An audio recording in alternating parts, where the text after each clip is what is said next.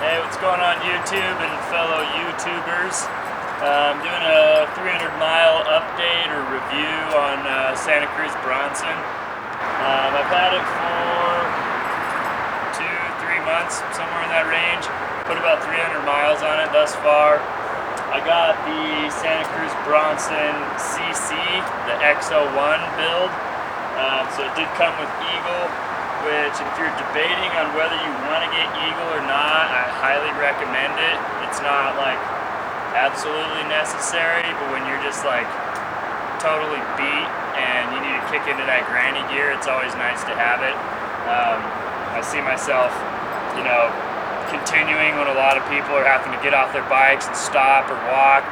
The granny gear, keeps you going. I really like the suspension that they put on the Bronson this year. Has the RCT3 pike up front. Comes with 150 mil of travel. I did the solo air shaft upgrade. Swapped it out so it has 160 mil travel in the front. Makes it a little bit more playful on the descents. I really like that. Comes with the Monarch in the rear. The rear shock's been super good. I really have no complaints. The bike handles amazing. I mean, it's super light, comes in at under 28 pounds, and there's really just not much to complain about. The CC frames from Santa Cruz are some of the highest quality carbon frames you can get on the market right now. Some of the things I've done, I put the ESI extra chunky grips on there. They're a lot bigger diameter than the factory grips, and they're silicone, so they absorb a lot of the bumps, takes a lot of vibration out of it. The X01 build comes with Santa Cruz carbon bars, so that already takes a lot of the direct shock that comes from the front end out of your hands, but having these grips on top of that just makes it super smooth, so super pleased with that. The arc wheels have been pretty good. I think I'm going to upgrade to carbon sometime soon. Probably going to get some Reynolds rims because I can get a pretty good deal on those through my work. The guide brakes that come on these, a lot of people will complain about these because they take a lot of effort to engage them. Some people like Shimano more, whereas my last bike had Shimano brakes and they're either like off or on. There's no like mediating the brakes with those, is kind of what it seems like. So you're either locking up the brakes or you're not stopping at all.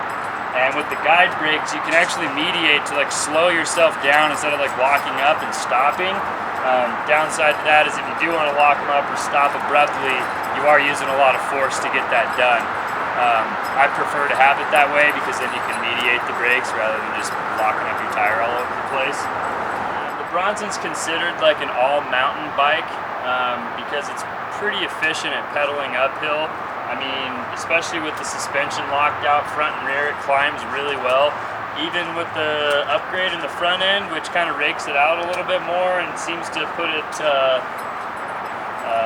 puts the head angle out just a little bit further, I don't notice any problems climbing. I mean, I'll pick up the front tire occasionally while I'm pedaling here and there, but that's something that's easily corrected. And on the descents, I really do appreciate the head angle being pushed out a little bit further. So I think the 160 mil upgrade is something that everybody should do. I don't know why you wouldn't.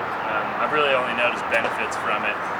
But jumping with the bike, I'm not like a crazy dirt jumper doing like 20-foot tabletops or anything like that, but I'll do some jump tracks or hit some little kickers on the side of the trail. And like with the bike being as light as it is, it's really nimble, moves around in the air pretty well. Through corners and berms, being as lightweight as it is, it does super well. I mean, I don't really have much to complain about in that area either. It's really smooth through the travel too. Like even if you do bottom out the front or the rear end, like I very rarely feel the bike bottom out. I mean, it gets really progressive towards the end of the stroke, and that seems to be.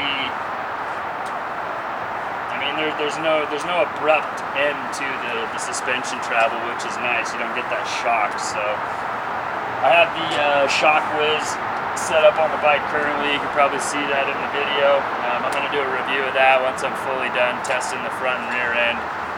About got the fork dialed in right now and it's feeling amazing. So So this is the black color, the matte black. It comes in two colors. There's the matte black and then the blue color with the orange lettering. The XO1 build is $6,600 retail. They have a couple builds that are below it, like S and R1. There's only one build that's above the XO1, and that's the XX1.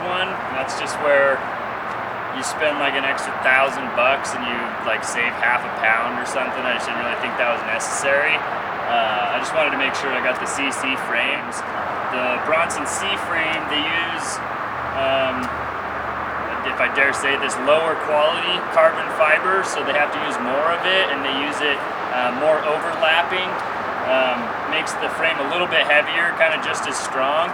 In the CC frames, everything is extremely precision. The layers of carbon fiber are mated together to where you can't tell there's any seams. They use less carbon fiber and it's a much higher quality carbon fiber. So you get the same tensile strength, a lot lighter weight, and just as strong. I opted to go with the CC just because I wanted it to be light and it's a nicer frame. Also, I think when reselling, CCs are probably going to be easier to get rid of. They're going to be in higher demand, I think.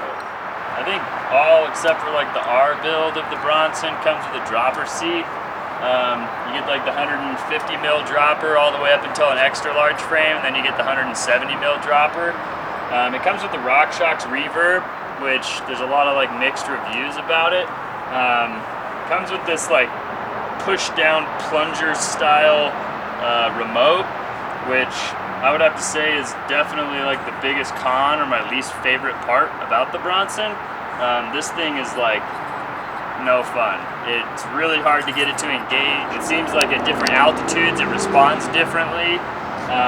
I'm like half tempted to buy a kit that switches it out to a cable just because I'm sick of messing with it. And I know a lot of people kind of have that same review on it as well. So probably the only downside I can find with the bike. Other than that, I'm absolutely in love with it. So if you're thinking about getting a Bronson, there's a handful of different bikes you could probably compare it to.